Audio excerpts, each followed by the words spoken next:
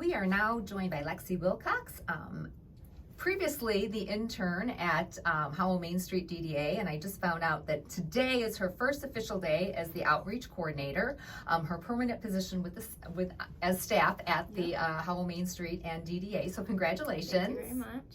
And welcome. Thank you. I'm excited. Well, we are excited to have you and to learn, just to kind of hear all the updates and just the exciting things that the DDA and Main Street has planned for the summer. You've got a full docket. But why don't you take a few minutes to introduce yourself and just share, number one, how you came to be the intern and kind of the events that caused you to decide to stay on. I know you have a wonderful boss in Kate Litwin, the executive director, awesome. So I'm sure that was a big part of it. Of course. Yeah. So I started as an intern about a year ago. Was just looking for some opportunities while I was still in school, and I'm from Howell, born and raised here. Always loved downtown, and I knew Kate, family friend, and we kind of just got talking about maybe volunteering, and then it kind of turned into more than that, and now I'm here as outreach coordinator, and I'm really excited that I get to be more a part of that and more a part of downtown and continue working there. Well, we are thrilled to have you on staff, and I'm sure Kate is as well. I know that there's been, obviously we've gone through COVID and you've been a part of that. Yeah, so she has a heavy load. Absolutely. So I know that she's thrilled to have you on, and you've done so much as far with like the media, the social media, and just really bringing awareness to all of the events and everything that the DDA and the Main Street does. Yes. So talking about summer events, you Yes. have a full calendar. So let's dive right in with food, which is everybody's favorite topic. So the Food Truck Tuesdays. Yes, Food Truck Tuesdays. We had our first one in May. It runs May through September, second Tuesday of the month. So we have one coming up this next week on June 14th. And we kind of just have that in front of the courthouse, about 4 to 6 food trucks each time. And we encourage people to bring a picnic, just kind of picnic on the lawn, or we also have chairs, tables, tents. It's just a good time for the community to kind of come out, have a nice little lunch, and of course you can also utilize the social district, and that's a good thing this new season. Great thing to see people bringing it out here, and yeah. Well, and the nice thing with the Food Truck Tuesdays is, I mean, you have your couple staple food trucks, but there's always someone new. There's always something new every week or every month, I should say, and it's just it's so hard to choose. Oh, I know. Yeah. I start thinking about it first thing in the morning. I'm like, okay, I wonder who's going to be there and what am I in the mood for? Yep. So, and it's just nice because, like you said, it's a great way to bring out your staff and just go out and have a quick lunch outside, which everybody loves this time of year, and it's a great event and just a great way to see people, friends in the community that you maybe don't otherwise get to see because everybody is so busy. And you have a new event that you're working on for the fall, or kind of semi-fall. Yes, Oktoberfest is coming up in September, on September 10th, and that is a new event, first time doing it. We're going to try to make it as authentic as possible.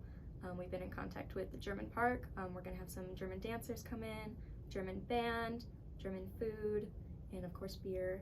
Aberrant Ales is helping us out with that, and we're very excited to see how it goes. We're getting community interest already, and I hope to see it kind of take off in these next few years. So is this a one-day event, or does it take place over a couple days, a weekend? Yes, as of right now, one day, kind of gauging all the interest and all of that kind of stuff, but yeah, we're really excited to see how it pans out.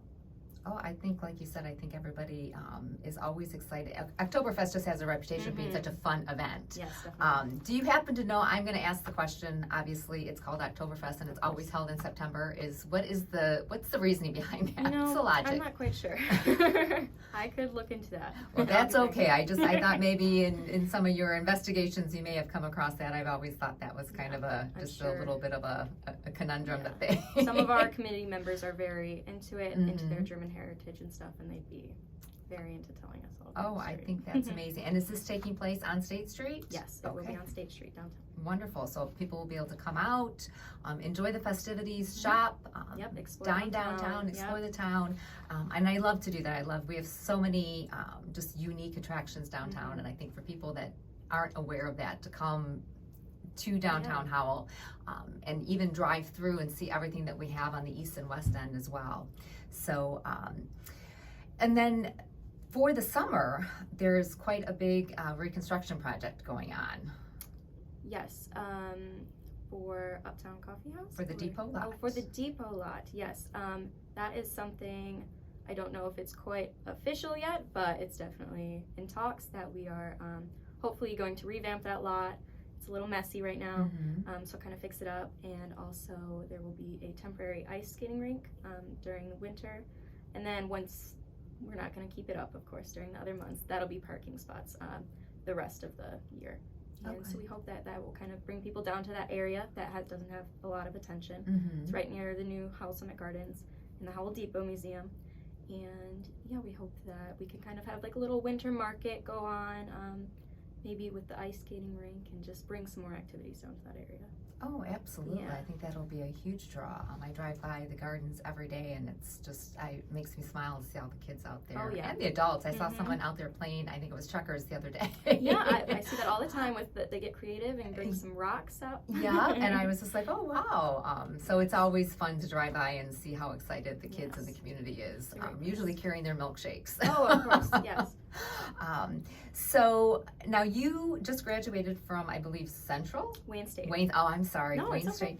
State. And so what is your degree in? Marketing, and my concentration is in advertising and marketing communications. Okay, so that is why you have been dubbed the guru of social media. I'm all over it. You are. I I'm am. jealous. Do you want to expand on that a little bit, and maybe how, social media is such a vital part of any organizations or any businesses' marketing plan, and I know that's what most people struggle with, whether you're a large business or a small business. What we found is with the larger businesses, it's maybe how to really connect on a more community size level, versus the national programs that they may run. And for the small businesses, it's just finding the time. I think it's overwhelming in general, but then it's just the time because you're of how to do that. So how did you kind of come to fall in love with that and master that for how has it helped the DDA and Main Street? Of course. So of course I kind of grew up getting into social media, so it's something I've always liked doing. And of course, like you said, it brings attention from certain groups that might not always pay attention to the newspaper or newsletters or something like that. And it's a more visual way of seeing what's going on in your area. And it's really helped downtown spread the word to other communities and even, outside of Michigan, just further away in Michigan. We just had Art in the Garden last week and Rock the Block last week, and there were lots of people saying they came from all over the state, drove over an hour to attend these events, and they wouldn't have known about it if it wasn't on Facebook or Instagram or TikTok. And I think it's just a good way to reach out to people that you might not expect to. Yeah. And it's relatively, in the general scheme of marketing, it's very inexpensive. Yes. And it's a great way to, like you said, kind of get that organic reach, kind of resonate with people and connect with people in just a more personal way. Yeah. So you have definitely mastered that, and like you said, it definitely has brought attention to all the activities and the volunteer need and things like that for Main Street and for the DDA.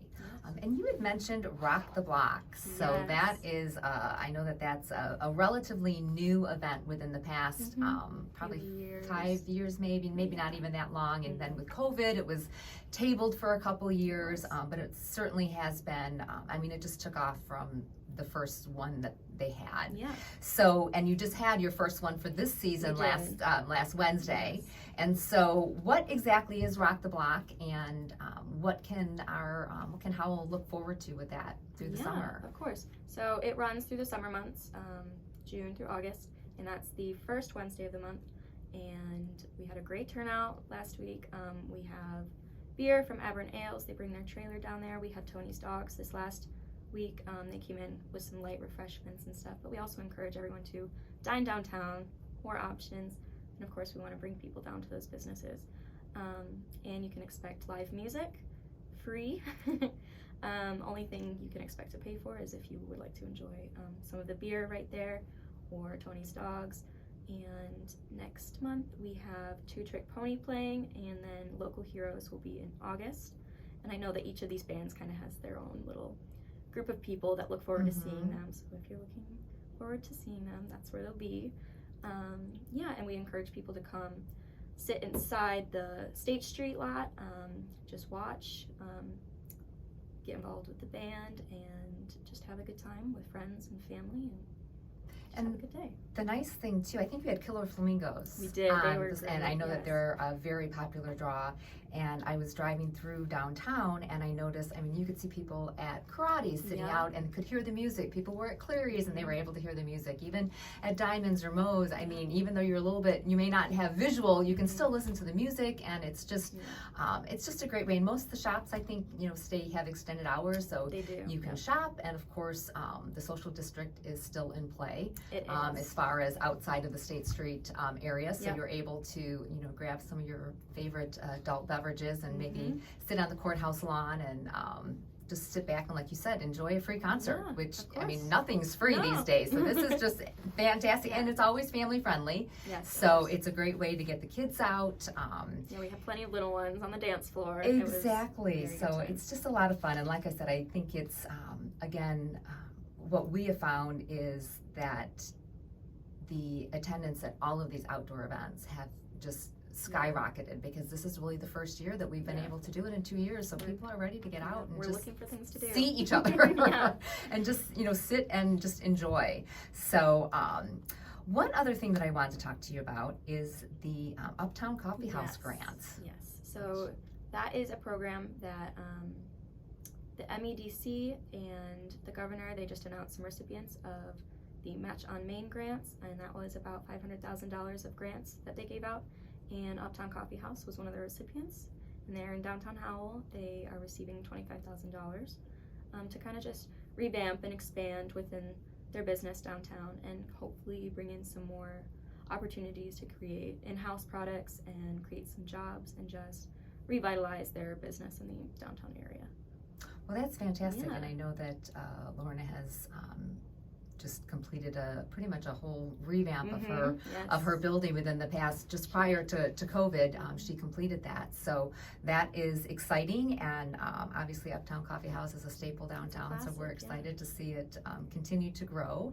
Now, for people to find out about all of these wonderful events that are going on downtown, if they want to, you know, if they have questions, what is the best way for them to contact you and also find out what's going on and when? Of course. So social media is always a great way to know what's going on, but we also have a calendar events on our website, and that's downtownhowell.org. And then I'm always able to contact anyone, always open for volunteer opportunities, questions, anything related to downtown. And my email is lwilcox@downtownhowell.org. And you can also call us at 517-540-6736. And like I said, I'll answer anything and everything downtown. Wonderful. Yes. Well, thank you so much, Lexi, for coming on. And again, congratulations on your new Thank you very position. much. We're excited to have you part of the DDA and Main Street, and we look forward to working together with I you. look forward to it too.